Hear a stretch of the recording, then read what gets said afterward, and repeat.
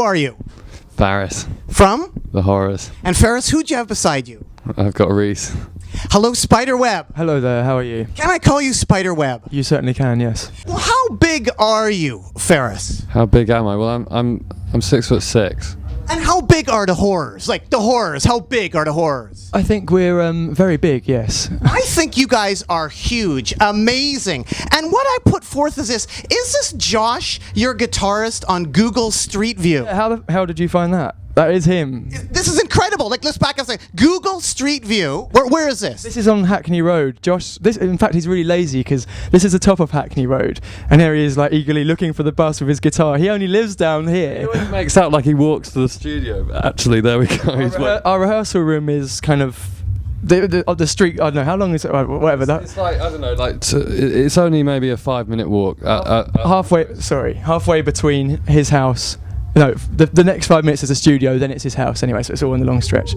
But yeah, that's interesting. How did you guys discover that? Google Street View, Josh, your guitarist. Well, you discovered it. Well, I guess I was searching for the horrors deep through London. That is pretty amazing, up on Google Street View. Funny you say that, because obviously someone did, because it was someone on our forum that posted a link to it, and I mean, I don't know why they would have been searching Hackney Road at that point or whatever, or how they even spotted him. Because I mean, to actually, those. I mean, think how much of London they could have seen. Because the initial shot's quite zoomed out as well. It's like a 5-minute bus ride he's taken. Is that what it is? Just to get to the end of his road. So being lazy paid off in the end. Well, fame at last. However, it is hard kind of to figure out who are the horrors. Like, I've been confused, like, who are the horrors? Well, we are the horrors. Yeah, but who are the horrors? Because if you go back in time, you see the horrors on In the Red Records. Well, I'll tell you what's funny about that. What can you tell the people about the horrors on In the Red Records from 2003, which is pretty close to you guys? Pretty close. Yeah, we were 2006. We hadn't heard the horrors before, but I don't know, I think if you go through our record boxes, I think I've got a single by a band called Led Zeppelin that came out in 1967. It was a one-off thing on this small English label, and that predates the otherwise, the bigger name band. Nirvana, for example. Rainbow Chaser, an amazing track. In fact, they released hundreds of great records and soundtrack for the Touchables. There you go. For us, it's just kind of like, we came from a tradition of bands where that kind of stuff happened, so we didn't notice, and then when we did, we thought, fuck it. The Gruesome.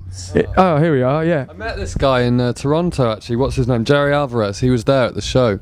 What can you tell people about the Gruesomes? Well, I think they're one of the finest Canadian garage bands. I think they're just fantastic and frantic and wild and snotty, and that's our favourite kind of punk. Because Bobby... Of all that early... all the Garage Revival stuff, and they're probably my favourite. The only ones that come close are the Gravedigger 5. Do you know them? They're actually on... I can't remember the name of the label now. Bump. Are they? Right, well, they're the other great one. Midnight Records. Because they had enough punk to take it, although they looked completely kind of garagey, they had enough going on that wasn't... I don't know, I don't really like the fuzz tones, which is a controversial thing, I suppose. Well, I like a few songs, but not generally. Well, here we have the Gruesomes LP, The Tyrants of Teen Trash, and the Gruesomes actually asked me, and I'm giving you as a gift, their whole collection. I know you've probably got a bit of it, but there's CD versions, Gruesomania. There's the new band that Bobby Beaton, the singer, has. There he is, all these years later, called the Fez Tones. Brilliant, thank you. Doing some amazing frat instrumental stuff. Oh, great. That's for you to go check out. I think you have Gruesomology, but these are the reissues of the individual albums. On that Cave-In one as well that came out recently. But specifically, Bobby asked me to ask you a question. There's Bobby Beaton there. Maybe you can show to people. There's Bobby Beaton with probably one of the best hairstyles ever of modern garage rock. Yep. And he has a question for you guys in the Horrors, and it says, Something to Ask the Horrors by Bobby Beaton. I was in a store a few years ago, and I heard Jack the Ripper playing over the sound system. Yes.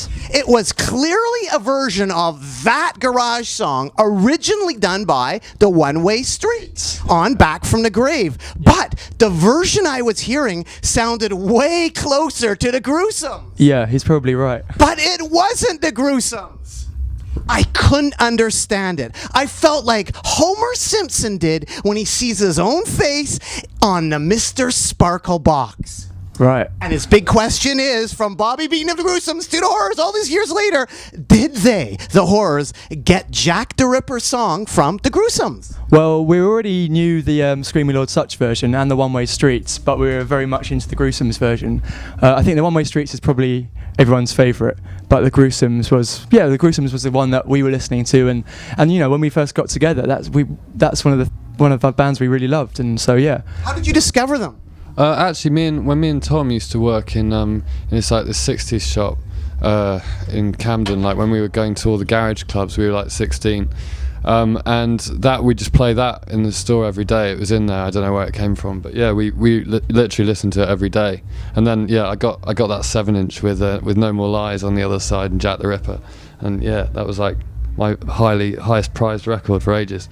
And it just keeps on going and going. So there we have the Gruesomes with their very amazing record cover. You guys influenced by them? Yes. But of course, their record cover was influenced by your good buddies in the Count 5. There we go. So there's the Count 5, and then there's the Gruesomes doing Jack the Ripper. the Count 5. There's the Gruesomes. You get it? Like there's the, and then you have Count in 5. Count in 5. So it's just going on and on and on. Well, we're just huge garage fans. But then it doesn't stop there, though, because the Gruesomes also were into the Music Machine, eh? Yeah, of course. The best dressed garage band.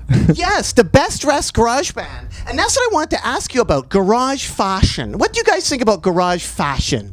Well, I mean, it's just that, it's just that thing of like, the way you dress being a reflection of the music you're into. I mean, it's just, I don't know, they all look amazing, but it's totally not. I love the garage fashion. Yeah, I think if you're a teenager and you get into like snotty punk and that's what you're doing and you're going out listening to it, collecting the records, that's how you feel, that's how you look. It's as simple as that, really. And you've said that in mags, haven't you? Because in this Shindig magazine, you were interviewed, Mr. Spiderweb.